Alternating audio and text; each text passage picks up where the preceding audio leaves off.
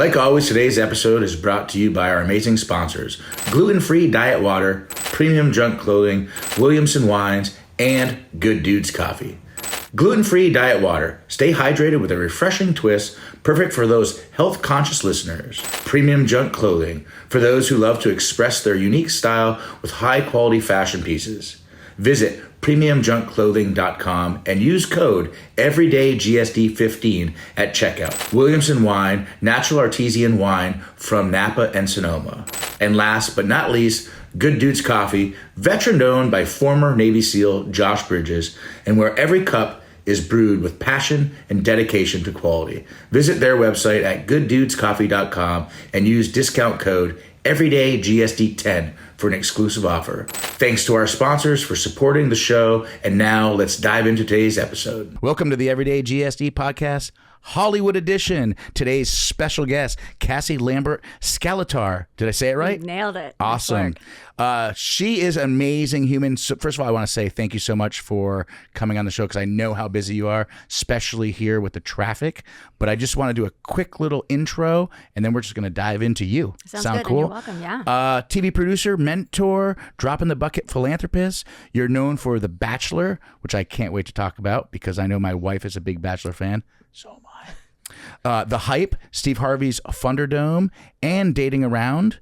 And now you're working at Reese Witherspoon's Hello Sunshine, which I think that's fucking badass.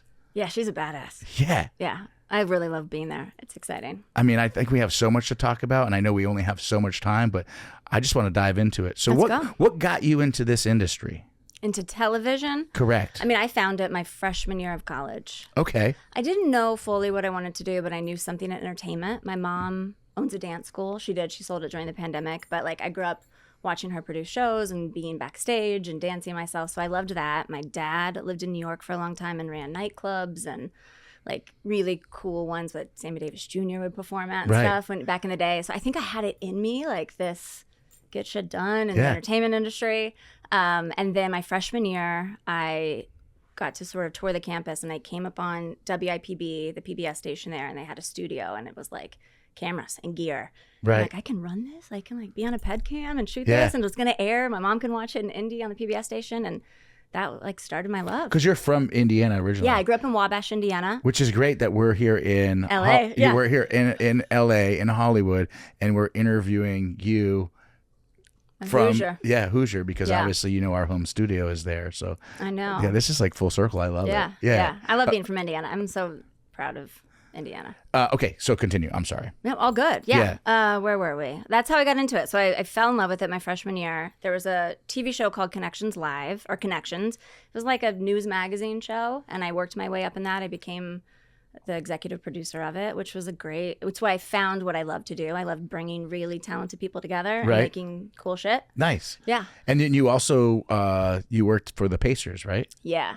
So that's probably how I got to LA too. So it's like networking is so important. Who you know, calling people. My mom's friend worked at the Pacers. He knew I was in production, and he's like, they're looking for a college kid, someone that can work probably a little bit cheaper, not full time, to do the scoreboard. It was like at this time it was stats. It was like whenever a player would go up to do stats, I would like go through the book and find them and like manually put this is like 98, 99 probably. Okay. When it was still Market Square Arena.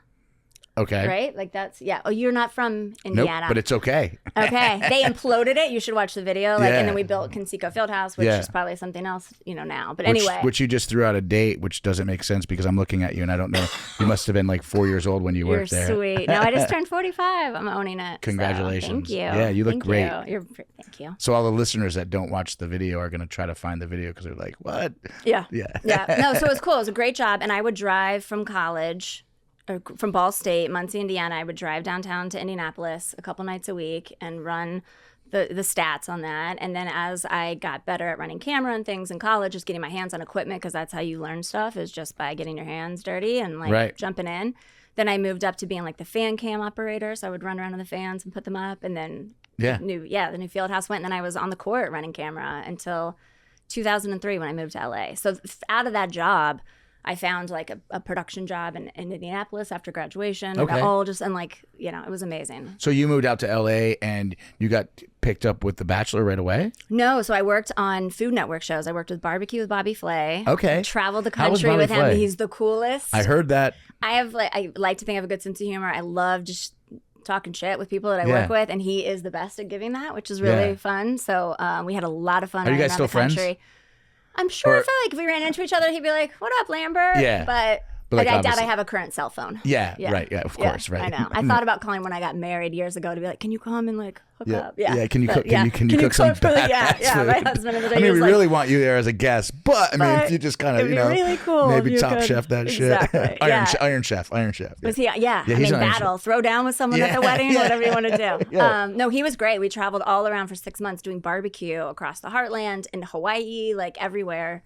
And it was an amazing job. Yeah. So that was my first gig in LA. I came out, I flew out here to interview with places. The director of the Pacers, his cousin's secretary was going on maternity leave. And I'm like, "Can you get me an interview?" He's like, "You live in Indiana." I'm like, "I'm going to move to LA. I'm on my way. And he's like, "Okay, if this is legit." I'm like, "Fly me out." Or not fly me out. I'll fly out, set it up. And I met with these two guys that ran, that were working at Weller Grossman Productions. It's no longer in existence, but it was an awesome production company. And they were like, "If you're serious about this, you can be our executive assistant. If you're out here in like 1 month," I'm like, "Give me 1 month, I'll be here." And I packed my truck up. I put 2 weeks notice in at the Sanders Group, which was a really great production company in Indiana doing corporate videos for Eli Lilly and like conflict resolution stuff. I learned a ton there. Drove across country with my mom in my truck and like knew I wanted to live somewhere by the Hollywood sign, parked my car on Beechwood Canyon and walked up and down until I found a place I could afford. And that must have took a little while. Took a week. Yeah. And like my mom being like, "I think you're safe. I'm not sure."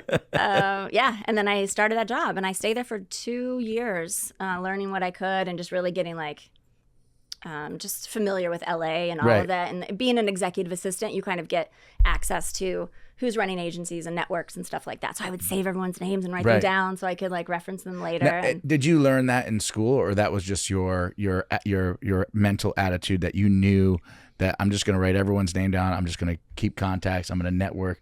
Is that something you learned in school, or is that something you just like, or is it just like instilled in you? Maybe. I think it's both. I think I had one teacher, Jim Shasky. He passed away. He was really inspirational. He was a new teacher the year I was a freshman, so we kind of came up at college together. Right. And he had come from Los Angeles. He had lived in New York for years, lived in LA, and really taught us about beyond storytelling, but like networking, taking up space in a room. Don't diminish yourself, especially as a woman. Like, you've got what it takes. You'd be great in LA. And he gave me confidence and was just like, everyone you meet on the way up, you might need them on the way down. Like, just you never know. And and I know my brain, I don't remember a ton, so I take a ton of notes and reference it. Well, I'll make sure we give you a couple notebooks. Thank you. Thank you. We do have some nice GSD notebooks. These are really nice. Yeah. Right.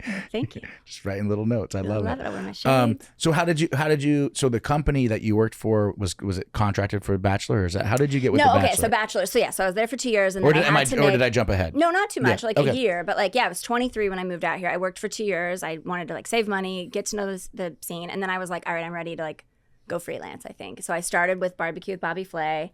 And I'm like, I'll go on the road, but I know in 6 months when the show's over, I don't have a job. And that's that big leap. And that's what happens, right? Yeah. And it's tough. And especially right now, the industry is in a wild place. So it's really hard. But back then it was like just scary, but you have to trust contacts and making connections and just doing really good work. It's like once you get in the door, it's after that, it's about how you show up. So here's a question for you, because I don't know. So you're working with Bobby Flay on, and what was the show called? Barbecue with Bobby Flay. Yeah, Barbecue with Bobby Flay. So you're working with Barbecue with Bobby Flay, and you know it's a 6-month job. Yeah.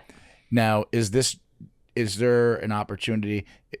Are you hoping it's another season, and they take you back? Or is it like this is a one and done and you know that? So you hope it's another season after season, and I think we did a couple, but you also don't know if that's going to start right away. You hope that you're that person that gets in someone's ear like, well, keep me on another show until that show picks up, and it's just a lot of strategizing or finding little filler jobs for like, timing is everything. It's like, let me find something for 4 weeks so I'm available. Yeah, because I know that's going to pick back up in a month. Yeah, because you can't do a job for a 6-month job, because then you're going to miss the opportunity. Exactly. Yeah. And I won't burn a bridge like that. I'll never, like, I have hired people where they're like, sorry, I got a better offer. And if it's like a weekend, I get it. But if we are partway through production, I'm like, got it, but marking your name off as someone to call in the future. So I never wanted to do that and put someone in that situation. I mean, that's a good tip for the listeners that want to get into this world, to like, don't do that. Yeah. It's not, I mean, unless you're coming at me like this, I'm a big career change or something that's like, this affords my family for whatever. But if it's just like for another 6-month gig or whatever, like, come on. Right. No, it makes sense. Gotta keep it working. So Bachelor.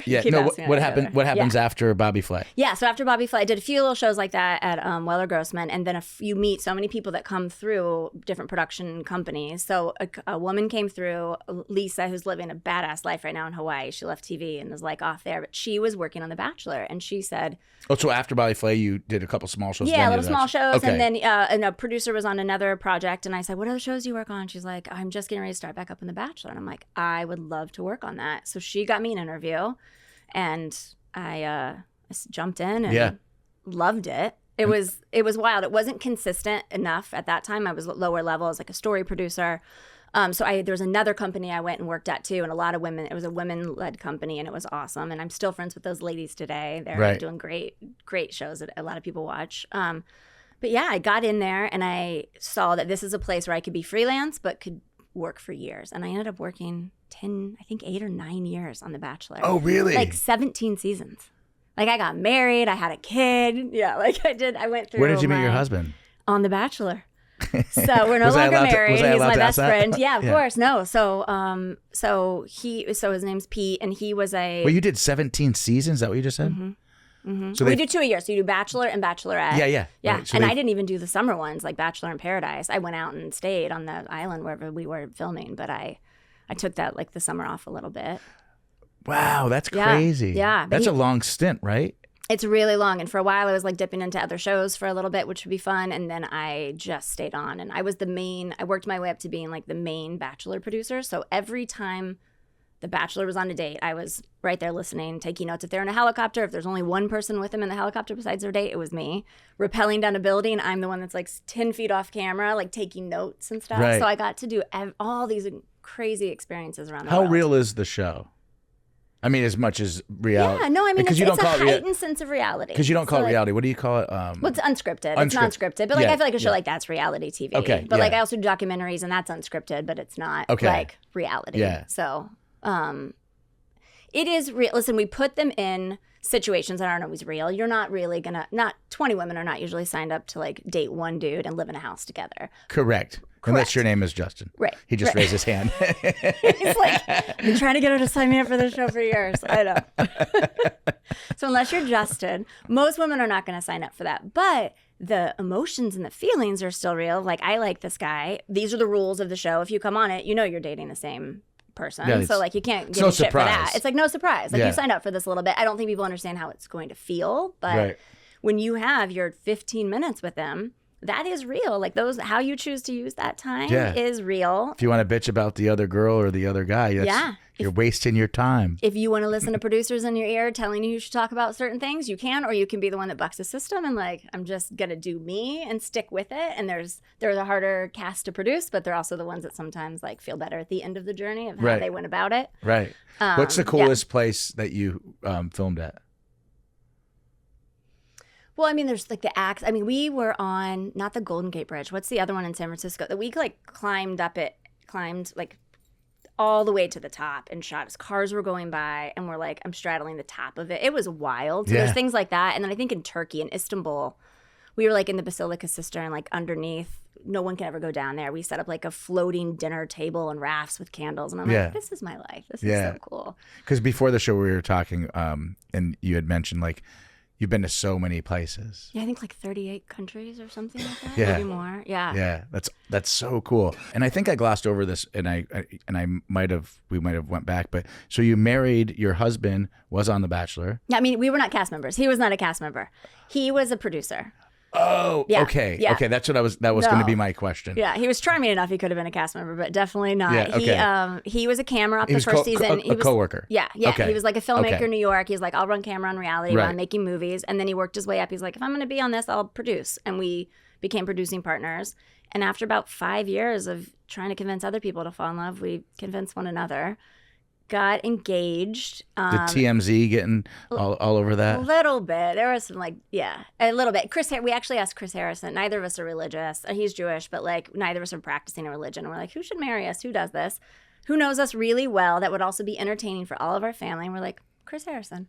Yeah. So we got Chris ordained. I was the first one to make him a minister. Oh, I love it. It was great. And so we had a total bachelor vibe. No roses, but like total bachelor you wedding. Get the rose. I was like, no jokes. It's the last rose. Yeah. Okay, so now we're done 17 seasons. Yeah, I had a kid, and that's why I ultimately left. It's not. My point was, it's a brutal schedule and not one that was conducive to having children with both of us full time working crazy. So I took 2 years off when I had a child, and then I just traveled with The Bachelor for 2 years with my oldest daughter. It was the greatest 2 years of my life, I think. How did you do that? Because we were such a family, and he was the executive producer, and there was another showrunner, and she had a kid, and like her husband and I went, and we would just like, I'd go to lunch during the day with Harrison and walk around, and like I knew enough about the show to like stay out of everyone's way, not make myself seen. I just but I had a free hotel room. Yeah. I'd buy my flight and then I mean, it was the greatest time because I had no responsibility besides just showing my 2-year-old who doesn't remember anything, the world at that time. It was great. And so I think after that, I went back for one more season after she was born. And then I'm like, I can't do this schedule. Right. And then I left. And that's when I went and worked for Mark Burnett. And that's with The Hype. That one was with Steve Harvey's Thunderdome and a show called Coupled, which was in Anguilla. You said you just went to Anguilla? Yeah, we were talking about this. We go there every year. Yeah, it's one of the most magical islands. The people are amazing there. Yeah, there's a restaurant called the Straw Hat there. Yes, and I've been to the Straw Hat. So my friend is the executive chef there, Ralph Johnson, and he was on our show. I don't remember what episode, but he was also on Hell's Kitchen. Oh, right on. Yeah. Yeah. His food has been tested. Yeah, so that's great. He's a great guy. Yeah, and the people at the Straw Hat and Frangipani, the actual hotel, are like just really good people. Oh, it's great. See, I used to go for free. People would pay me to go on these shows. So now it's like when I look at what it costs to actually go on the trip, I'm like, shit, I need to find a show that shoots over there. Yeah, but it was magical. So that was great. So I went and worked on a show there with Burnett, and then at the end of that show, I found out I was pregnant with my second. And I'm sorry, what was that show?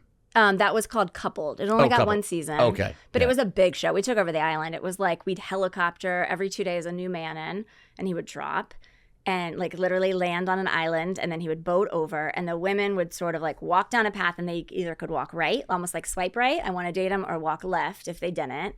And then if they did. All by the look. All by just kind of the look of who he was in that first interaction. And this is like 2017, maybe 2016. Okay. And then after that, he would pick a woman that he was interested in, other women that chose him, and they would move to another part of the island. So we had it was a massive production. We took over 2 giant parts of the island, had 2 huge control rooms going. Right. We were like planes, trains, and automobiles in the sky. It was great. It was like a couple months there. And so then after that show?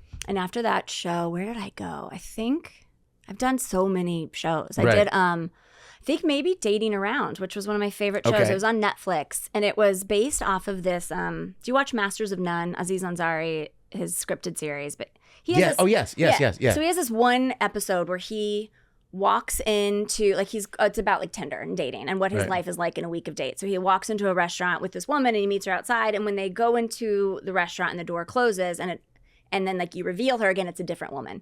And it's a really fun editing trick. And like he sits down and he asks her a question, and the waiter comes and puts a menu down and blocks her. And then when he pulls back, it's a different woman answering it. And it was a really clever way to be like, this is what someone's life is like in a week of all these dates. Right. So we took that concept, asked him if you want to be a part of it. He didn't. So we were like, can we have your blessing to do it? And we made it a reality show. It's like 30 minutes, and it was just first dates. And it was like one lead, and they would wear the same outfit the whole time, and they would go out with 5 to 7 different people.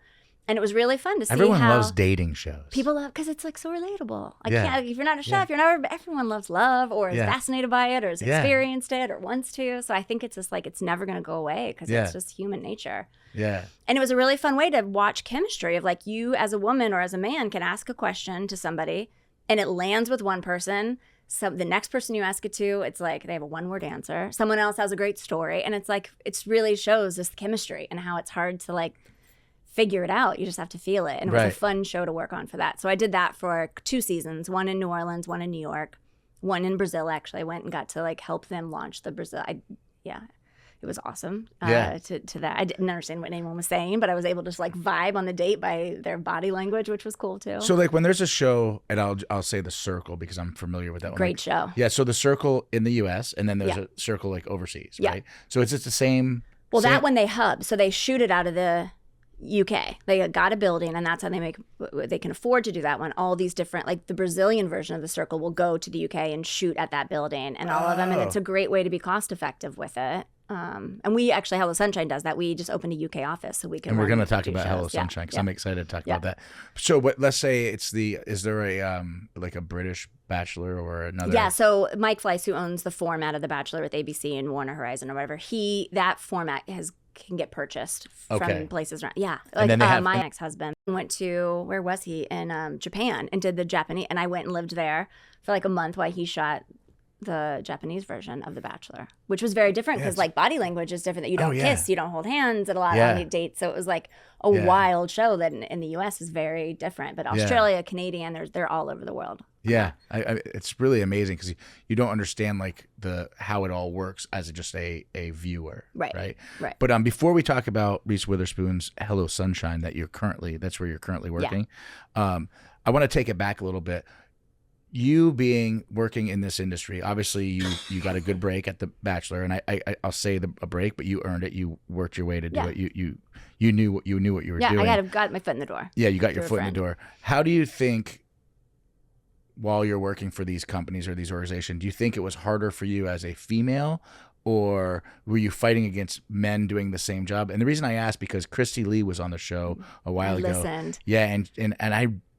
For some reason, I guess I just didn't think of that, and like think of the hurdles that she told us on the show, and I was like, no shit. Yeah, when someone I was like cheering her on in that, but when I'm like, thank you for paving the way, because someone was like, I don't think a girl can do it, or something just blatant that I'm like very fuck. If someone said sorry, can we cuss on you that? can say fuck. Fuck yeah. Fuck yeah.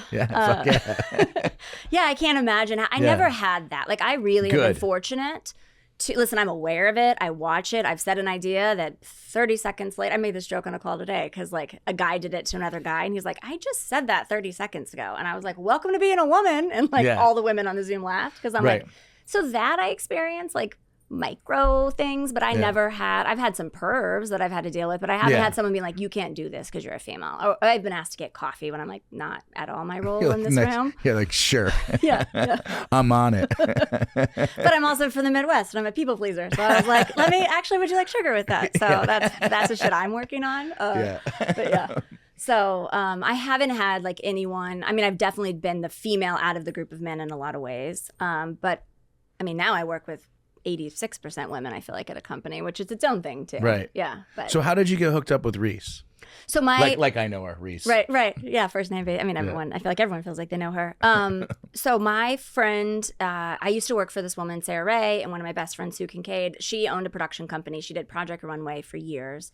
She created Making the Cut, this is with like Tim Gunn and She created that, and the business model, basically selling clothes as you're watching on television. You can order what you've just seen. So it was really cool. So Hello Sunshine bought her company. And I had done some freelance work for her before. And then I was working in Vegas on Finding Magic Mike, which was a really fun summer to like, I was with strippers all summer shooting, dance in the club. It was really great. And it was right during the pandemic and we would get shut down and back. And she's like, do you want to come in-house? Do you want to come work here at Hello Sunshine? And I was like, I'm not ready to go in-house. I'm freelancing. And Hello Sunshine is a production company? Yeah, it's a media brand. That's what I call it. It's big. It's like film and television. I was just saying, can you explain it? Yeah, so it was born on Reese's love of books and the IP of books. It's Reese's Book Club. There's a huge audience and community that she kind of curated through these books.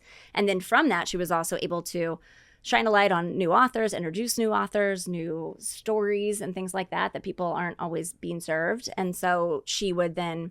Are they fiction books, nonfiction, or everything? Yeah, everything. Mostly fiction, I would say. Okay. And then out of that, she was able to option things. So it's like, great, where the crawdad saying should also be a film that we can do at Hello Sunshine, or there's from scratch. It could be a TV show. Right. And so she was able to sort of have a first look at these as well. Everyone sort of wins. These authors get noticed, and then we get projects that we get to look at first. So that was sort of the impetus of the company. And really, she was just going out looking for her own career and her own jobs, and was just disappointed at the roles. There's like, for one female lead, it's like, what about a story with 5 female characters or 2, or things that are a little more raw? And so there wasn't a lot of that. So she thought, if it's not there, let me just create it. Yeah. And she built a company with our CEO, Sarah Hardin, who's brilliant. And they really have built it up over the last 5 to 6 years. Okay. I've only been there almost 2. And it still feels like very startup in some of the exciting ways, but also very established. Is 2 years a long time in LA, though? I mean, because obviously you said 8 years, 17 seasons in The Bachelor. It is right which now. That's a long time. I mean, I think people that like get in at ABC or Netflix, like you stay. You try not to go anywhere. You get in that chair and you're like, let me stay. I do feel like production companies, if you're freelance, you're hopping all over the place. And it's lucrative to sort of hop around the place. The rates are great when you're a showrunner and you're producing stuff, but you can never plan a vacation. You don't get health insurance. It's like, you're just at the whim of when's my next job and planning. And I had 2 children and I was like, and I'd gotten divorced. They've been best of friends with my ex-husband, but I'm like, the pandemic had hit. And when Reese calls, you're like, I mean, she didn't actually call me, but like when Sarah called and was like, are you interested in this? I'm like, Reese called you. Exactly. She's like, are you going to be on the Everyday GSD podcast? Before you are, I want to hire you. I want to do it. Right. Waiting to shout my name out. So it was a cool opportunity. And I was like, if I'm ever going to join a company, this is a company that is doing really amazing things. They have an ad agency now, unscripted department that my friends, really built up in a big way. It's a cool place that I get to do a lot of projects that I would not normally have been hired to do. So like, what's your favorite part about it?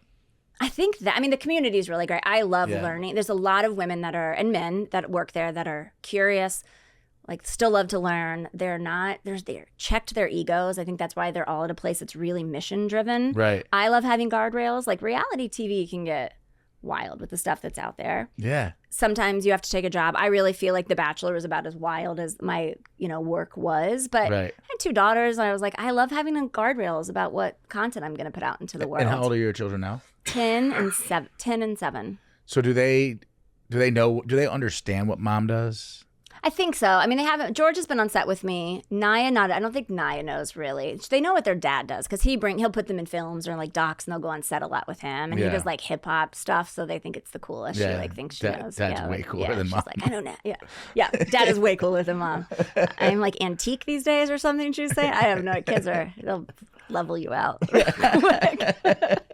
But no, they're like, it was cool. I got a promotion recently to SVP, Senior Vice President of Unscripted. And I was like, should I tell my kids? And then I'm like, yeah, I should tell my daughters that like mom got a promotion for working hard. Let them understand like you get shit done and that's how you got that job. Yeah. That promotion, right? Yeah, it was cool. We like went out to dinner and celebrated and stuff. So what is your actual, when you say unscripted, what is your... So I receive pitches. People will come and pitch us ideas. Okay. And you talked about this. I think like core values you were saying is like what defines you. It was a big breakthrough for you in your business. Correct. And I think that's what's really great about Hello Sunshine. Their like core values are known. It's like women at the center of the story. It's content for men and women, but just like women have to have agency. We don't do anything that's like degrading to women. We love complicated characters and they can be raw because we can be all these things. But at the end of the day, it's also somewhat uplifting, optimistic. We don't lean super political or anything. We just want to entertain people and feel good and like learn a little bit. What was your question? My question, my question's like, you're getting after it. Yeah. So I think I liked being at a place that has a really aligned mission. So that was my point. Because you brought up my core values. Exactly. So core values. I remember you saying that because I was like, I relate to that a lot. It's the first time I've been somewhere where I'm like, I know what content we're going to do. I know what I can say no to, and it helps you manage your time. So we get a lot of different pitches that come through, and that's my job with a team of people, obviously. It always takes a team. And so they're pitching... show ideas, format, stuff like that. And how does someone pitch that to you? So you'd be amazed who's good, who's not at it. But does someone know someone to get to sit in front of you? How does that happen? So if they have an agent, their agent will call. It's a networking agency. Yep. Yeah. And then I've been here 20 years working in the industry. So now a lot of people are like, score your Hello Sunshine. Like I have an in there. So they'll call me and be like, can I get a meeting? And I'm like, yeah, of course. As I'm there longer, like time is our greatest commodity. So I'm trying to be like, send me a log line quickly and I'll let you know if it's Hello Sunshine material or not. Because if it's like a show about 5 dudes that are going, whatever, it's not going to be, for us, it could be a great show, but we're not going to service that. So when I hear, this is probably a silly question, but I'm going to ask it. So someone wants to pitch you an idea, right? And it's like you said, about 5 dudes doing something that's not your guys' wheelhouse. It's not in your wheelhouse. Do you go, oh, you know what? Because of your industry knowledge, do you go, oh, you know what? I should send this over to Sue, who runs this production. Absolutely. Yeah. I will say that. I'm like, we can't service this. It's great. Or if it's like salacious and I'm like, I know people would watch this. We are not tonally going to be aligned in this. So we're going to water it down, or it's just not I wouldn't actually do it. Right. But I have so-and-so who runs this company and it's great. Sometimes we could co-pro on it, or I'd love to like white label something. But a lot of times you have to let it go knowing this is going to be a hit. Okay. It's just not going to be our hit. Right. And then, I'm more than happy to make the connection because. So walk me through like a day at your job. I mean, right now it's just meeting after meeting. It's crazy. I live in Zooms and meetings. But we have a great team, so I'm really over development right now. So I will take pitches. I'll try to maybe take 2, I don't know, anywhere from like 2 a day to 3 a week. It depends on the week if I have a lot going on. So I'm receiving that information and figuring out if it's something we have to do. We internally have our own dev team. We're coming up with our own ideas. Or we'll call other production companies and say, like, should we do a co-production on this? You guys do live events. We're wanting to do that. Or you guys are into the game show space. I really want to do like a game show right now. I've never done one. I think it'd be fun. That's what you want to do. Yeah, I want. That's one of my goals at Hello Sunshine is to do like a quiz show or a game show. So now I'm doing outreach of like trying to find one that feels Hello Sunshine aligned and would be great. Yeah. So I take those meetings and I just help develop the materials. We do pitch decks, and then eventually I'll hire a crew to shoot a sizzle for it, and then we'll edit the sizzle and note it, and then we set the meetings with Netflix and buyers all over, broadcast, ABC, whoever, and then go into the room or go onto a Zoom and do a 30-minute spiel to try to convince them. To convince them. Yeah. What was your favorite game show growing up?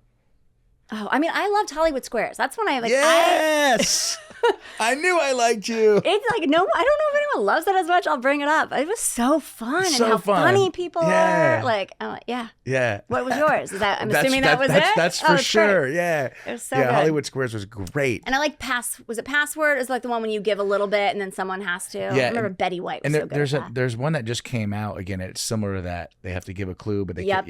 Yep. I just saw that. I haven't watched it, but I saw like a little preview of it. The problem is we watch the same things, like, so we're flipping through and we watch something, and until someone says, oh, you should watch whatever the newest series is. Until I hear that, because I'm not watching commercials. I'm not watching. Right. How do you know about it? Yeah, because I'm only watching what I'm trying to watch. And there's so much content. And there's so much content. It's so hard to keep up. Yeah, and some of it's not that great. I know. I'm always like, when I don't sell something that's really good, I'm like, how did that get made? And that's so much of it too. It's just like the packaging and all of that. Yeah. And that's what I'm like, that's what's been fun. For 20 years, I know how to make a show. I've been doing it. I love it. I have confidence in it.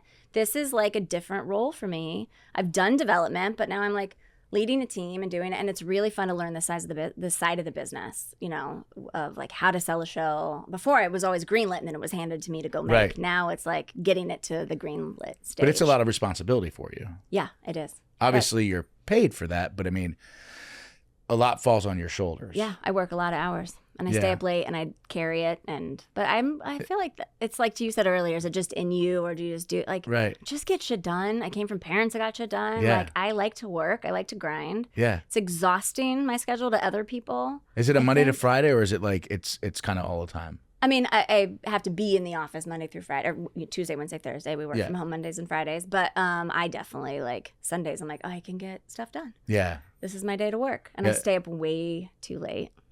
Are you a night person though? I'm like, I think I'm all the time person, but yes, I definitely like. So that's how I am. So I'm a night person and I'm a morning person, and Justin hates it. Okay, so I'm the same, and I always feel embarrassed to say it, but like I can do both. I wake up and I'm like, hey. And I'm not bragging, and people think I am when they're like, I don't require a lot of sleep. Yeah. Because I know what I want to get done. Yeah. And like I'll text Justin in the morning when we're recording at the studio, and I'll be like, I'll text him at like 6 a.m. or something. I was like, hey, I'm hitting the gym. Are you up yet? You going to the gym? Like I'm just kind of fucking with him. Yeah. And but he's been hitting the gym. He's getting after it. You look great, Justin. Yeah. Yeah, he does. He's a good dude. He puts a lot of hours in for the Everyday GSD podcast. Yeah.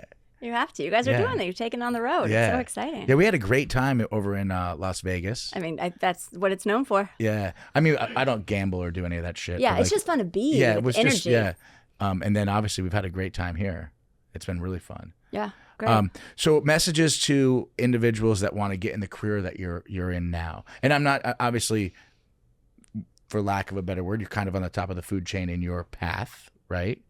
Yeah, so like to get, but not doesn't feel like that always, but yes. But yeah, if you're just starting out, it looks what would that you way. say to someone who's like, I want to get into this career field? Yeah. What would you say to young Cassie? Well, like if college, I'd say get your hands dirty. Get on the equipment. Don't just count on classes to get you there. You have to like check out the gear. Try to, even if you don't want to be a camera op, you're going to know how to talk to a camera operator, like a DP or whatever later. If you've like played with the lighting, if you've played with the cameras, if you've tried to edit something, it just makes you more well-rounded. So I would say to anyone in production or not, it's just like, get your hands dirty. Get your hands dirty is the biggest one. And like if you are wanting something really like 9 to 5, this is not it. It's not your gig, right? Yeah. What was your favorite job out of all of them? And I hope I'm asking you that and it's not pointing the finger at a job that you didn't like. Like it could be something when you were like 21 years old or 4 years ago. I mean, I loved the Pacers. Like when I go back to a time, like running camera on the court, that energy and being in the stadium. And it was like when Reggie Miller was playing. Oh, everyone, so my wife was a Pacemate. Oh, I put her on camera. What years or not? I'm maybe older than her. I should know. She'll watch this and she'll kill me. She's gonna kill you. Yeah. Reggie Miller days. Okay, I was probably there. I mean, I was there for Reggie a lot Miller, of years. Derek McKee. Yeah. All of those guys. Okay. Yeah. She was there. Jalen Rose, like that era. For Austin Crozier. She was there for like 8 years, I think, 6 years. She was a captain at one point. I'm sure I have pictures with her because I would run over with like my gear and person because I love dance too. So I also was like secretly like kind of want to be a pace girl, but wasn't good enough. So we have a cardboard cutout her in the studio and behind the bar. In her outfit? Yeah. That's great. She had it. Her mom had it made, or someone made for her like years ago. Huge. But she somehow kept it. Yeah. And I put it, it's on the show. That's I've seen that behind. I don't think I saw that it was a Pacemate outfit. So that's great. Well, we probably know so many of the same people there because it's a community in that place. It's like a family. They were there forever. And so what was the worst experience in your career that you look back at and go, man, that sucked. I wish I wouldn't have went down that path. Present company not excluded. No career. I mean, sometimes there's like extreme ones that aren't bad, but are like we were in Costa Rica on a shoot for The Bachelor, and we were in the jungle. And sometimes you forget you get into like Arnall, like near the volcano? in there, and like somewhere. I spent a lot of time in Costa Rica. It's magical. It's like one of my escape plans. I'm like, we should just get to Costa Rica and just chill. Yeah. So. You forget sometimes when you're on set, and sadly this has happened in a lot of ways where it's resulted in death. There's a lot more safety things, but like you sometimes forget that like the world doesn't revolve around us. Like you forget to cross it, like look both ways when you're crossing a street because you're part of a crew and you're like things are still happening. So we were in this jungle and we had like very young guides from Costa Rica that were helping us through. And then we were like, no, we need to get one more shot. We were like rappelling down waterfalls, all this stuff. And we needed like more conversation. We needed a beat to happen. And we kind of like pushed them a little bit. And then all of a sudden the sun started to go down. And then the team was like, we need to go. And then they were rushing us so fast. And then I started hearing like sounds. And I'm not carrying a bunch of heavy gear. So on top of that, I have a crew I'm worried about. And you just start hearing like jungle sounds. Yeah. That are not familiar. Yeah. And I'm like, this is where we are really putting ourselves at risk. If one person gets lost, like it was a moment where I'm like, I learned a lot in that experience of like always have to look out for the crew and the team. And not that the show didn't. It was just one of those where you're like. But that's a good message in life, right? Whoever you're working with, to look out for the team, right? Yeah. Look out for everyone around you because they're also looking out for you. Yeah. How's this going to affect? Yeah. One of those moments where I wish I would I go back as a grown up and handle differently. And these are the ones, or like I had a job that was not television related.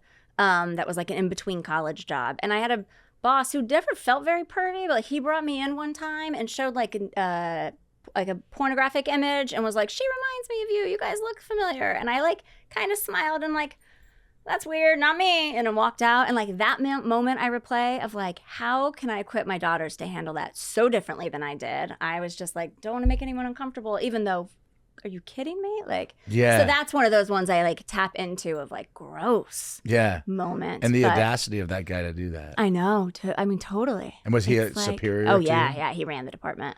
And it was just a summer. It was like a college job in the summer. Do you remember his name? Yeah, I remember his first name and not his last name. And that's me. I don't want to blow up a family now, but I'm like, and it was a different time. I don't excuse it, but like that was still unacceptable. That dude knew that was fucking wrong. It was so wrong, and he had like another person. And it was so wrong. And those are the moments that that's the only one when you think, what's the worst? My head goes to that. But for me, what can I take from that is like, how do I equip my kids better to be like. So where'd you learn how to be a badass pool player? Oh, I love pool. So my grandpa and grandma had a pool table in the basement. Okay. And I played on that thing all the time. And I loved it. And I hate that like I don't have one for my kids because it was a cool skill. Yeah. to have growing up that I could play. You didn't know I knew that, did you? No, I didn't. Yeah. I didn't. Now what people are going to want to play me if they hear this. And then I can't finish the game, but I can get you there. And then I love being on doubles with someone. This guy, Mike Vornovich, he and I always played together in college. And you run the table and he finishes it. Yeah, and it was our thing. He'd come in and he'd be like, do you have a partner? He's like, oh, I guess I'll take the girl. And it was part of our shtick. Yeah, and I was like, let me. And then by the end, you look at the stick and you're like, how does it work? Exactly. Yeah. Exactly. Do I need chalk? I love pool. Yeah. That's something I wish I played more of. I haven't for a while. Come on, man. No, I mean, it's not been years or anything. I played the last 6 months maybe somewhere. I was at a bar and played and they had a pool table. Smoked and sometimes I'll look for one if I'm with people that I'm like, I want to be able to go in. But they're harder to find now a little bit. Hey, Justin, how are we doing on time? Okay. Are you good on that? We're good. I don't want, listen, I understand the LA traffic. But really, it's fine. I'm having fun. But don't feel rushed if you. Yeah. Okay. I don't want this to be your shortest episode ever. I'll get be 9 minutes. Right. Everyone's like, that girl was so cool. Why did you stop talking to her? It's she had she's gonna sit in 2 hours of traffic. No, we're good. So she's going 4 miles down the road in LA. It's 2 hours in traffic. It's crazy. It's soul sucking. This is what I did not think of when I took my new job. Of it was 2 days a week at the time, and I've always been freelance. If I had a shitty commute, I'm like, it's for 3 months. It's for 6 months. Right. This is what I hope is my job for a long time. I'm really happy there. I love it. And it is almost 3 hours round trip every day. What? Yeah. Well, 3 days a week when I go in. But 3 hours, an hour and a half there, an hour 3 hours and a half in 3 days, or 3 hours a day? A day. 9 hours in a week, which to me is not great use of my time, which I say, but it's also policy, and it is a thing. And it's when we're in Carmel, it's like driving to Fishers, but it takes an hour and a half. I was annoyed when we were driving down to the studio from our hotel the other day, and I was just like, how much further is it going to be? Because I saw on the the Uber app, it's 2.4 miles. And I'm like, why does it say 33 minutes? It's nuts. LA traffic sucks. And we didn't have an infrastructure for public transportation. Yeah. I was just filming something in London and forgot how good of a city it is because you can just get around and anywhere and jump on the tube. Yeah. What's your favorite part of London? I mean, I like Covent Garden and Soho area to walk around that. It's really fun. What's your favorite country you've ever visited? Oh, I mean, and you can't say Costa Rica because everyone loves Costa Rica. It's the happiest place on earth. It is. I mean, speaking of happy, that I loved was Iceland. Oh, it was really cool place. I want to take my kids there. I played hockey there. Oh, really? Yeah. I had a really good time. I loved it. Actually, I would have thought not hockey. What's the one and they shuffle the? What is that? Yeah. With the little. Yeah. Oh, geez, I can't believe I can't think of it right now. When my mom's listening to this, because my family's from Canada. So, they're gonna curling. Curling, yeah, that's what I think. Cut out that I didn't know the answer right away. No, just kidding. Sorry, Mom. Yeah, curling. So you were a hockey player? Yeah, I was. Growing up? Yeah, so I started when I was 2 years old. Oh, but the show's not about me, though. Oh, sorry. I'm usually you asking See what I did questions. there? Okay. That's hardcore. Do you ever get a puck to the face? Can I just ask that? Yeah. Good. Stitches here. Yeah. I used to film your games, not yours, but hockey ones at the field house when they would put the ice on. And your warm-ups are wild. Everyone was down in a very flexible and crazy to see all these guys. Justin's giving me a weird look. Oh, that's so funny. Do you guys do after hours? Do you watch hockey out here? No, but I have a neighbor's son is into it. So two of my girlfriend's kids are into it. So I pay attention to it a bit. It's brutal. I don't like fighting. I'm like the person that doesn't go to a boxing match. I can't watch MMA. Yeah. I know. I respect that people love it and I get it. Yeah. But But it's funny when people say, I don't like hockey because of the fighting. It's it's part of the sport. I know. No, totally. And I appreciate it for that. Just for me, I'm and you're I get nervous for them. It's that. Yeah. It looks dangerous. What do you want your kids to do? Whatever they want that makes them happy. My thing right now is trying to figure out how much I'm supposed to push them. Right. And how much I'm supposed to let them find it. These great athletes, these great things you learn about, a lot of their parents push them. And I don't want to do that. And if I find that they're tapped into something they love, I maybe will do this more. You'll help guide them the right way. Yeah. And then, but then I'm also just trying to be find your thing. My parents never questioned my career. And that's cool when I think back on it. I never gave it much thought at the time, but when I look back, I was 1997, when I was going to 1998, 1997. I'm like, I'm going to work in television. And I'm from Wabash, Indiana. It's a great, beautiful little small town. But it's not like you're not thinking I'm going to go work in television. Though quite a few people from there have left and come to LA and done cool stuff. Right. And it's a great community. But my parents never once were like, do you want to like fall back on that and find something else that or like get a minor in something? They were like, go do you. And they never questioned it. So I don't want to ever discredit my kids' dreams or whatever they're into. I just don't, they haven't like my daughter wants to be a dancer right now. That's her latest. Yeah, I love it. Yeah. What separates you from the other women in your career field that pushes you in front of them? Well, I mean, I feel like there's a ton of women that I still admire that motivate me. But I think for me, I think having the sensibility of being from the Midwest when it comes to, there's one of my mentors who's works at ABC always tells me that. He's like, you're my litmus test for the Midwest and for content. So like I think coastal in some ways because I live out here, but I also can tap into what people across the country. And I think that's a superpower of like not dismissing other people's ways of life just because it's not yours. And I like that I can bring that out here. So I think and I think it's work ethic. Like I am not afraid to work hard and I do it in a positive way. Like I'm usually pretty happy on set. I like to bring people together and it's like, you can feel bad. You can tell you have positive energy. Yeah. I hate it when I ask someone to do something and they like make me feel bad for asking or there's that energy of like, I'm sorry that I'm asking you to do your job. Yeah. I'm sorry that I'm asking you to do your fucking job. It's the worst. Yeah. And I think personality can take you far. I mean, you have to have the skills, but like sometimes I get in my head of like, they always say like women when they'll go in for a job interview, if they don't have 100% of the accolades that it's asked of them or the things that are needed, they won't sign up for it. But a man will do it if they have like 40%. They're like, I'll figure it out. Yeah. And so I'm trying to push myself more into that. The woman, the female is she has to think she's overqualified in order to even apply. Where versus she's a man, being too honest. Like, she's being too honest on her resume. She's like, "Oh, I can't do that job." And when really the guy's like, "I've been faking it, and I have no idea what I'm doing, but I'm gonna say I can do it." Yeah, because I think men have been taught to be brave, and women have taught to be like polite in some ways, and like and I think it's what's changing in that direction and all of it. But I do think like, I think what sets me apart is just getting in there and working hard and being really positive about it. I love it. One last message for our listeners. But before you do that, I want to say thank you so much for being on the show. My pleasure. I think our listeners are going to absolutely love hearing your story. And I think it's so badass that you've got to work with so many cool people and you're still doing what you love to do. Yeah. And I think you're a great role model for your children. And you've got to travel around the world really on the company's dime. Yeah, and like really nice. In really nice places. Yeah. So I think that's awesome. But give one last message to the listeners that you want to share, an everyday GSD message that the listeners should do, whether it's follow their dreams or, don't give up, don't take no as an answer. I mean, we have a lot of good messages, but I feel like you've got a good message. Well, I think don't take no as an answer is a really good one. There's also this cheesy one. I was watching, can I take 1 minute with this one? Take as long as you want. Fine. What's that? You're the one that's going to go sit in traffic. No, you're fine. It sounds so dumb, but it got me the other day because I always say like, are really successful people better, smarter than everyone? No, they just got shit done. They just worked harder. And I was watching A Star Is Born. I love that movie. I go back to it because it's like, it's great music or whatever. And Sam Elliott has this line about like music. He's like, everyone has 12 notes between an octave to work with. And like what you do with those 12 notes is like your message to the world and what you do. And I think about that in hours of like, we all have like 168 hours a week to like how we use those make all the difference. And so there's times I know I'm being a little lazy and I let myself have that. And there's other times I really look at it like, what do I want to accomplish? And how can I use my hours this week to like get a little bit further ahead in that? And it's like as you get older, it's like time is everything. Yeah, there's 1,440 minutes in a day. You're breaking it down. Boom. Yeah, and I spend so much of it in the car. Yeah, but I bet you're productive in the car. I do. I like podcasts. I make phone calls. Yeah. Listen, thank you so much. I know our listeners are going to love this, and I just appreciate being able to spend the time with you. And I know how busy you are, especially with 2 children and the workload you have. And just hearing about the traffic, it hurts my heart that you have to go sit in traffic when this is not your job.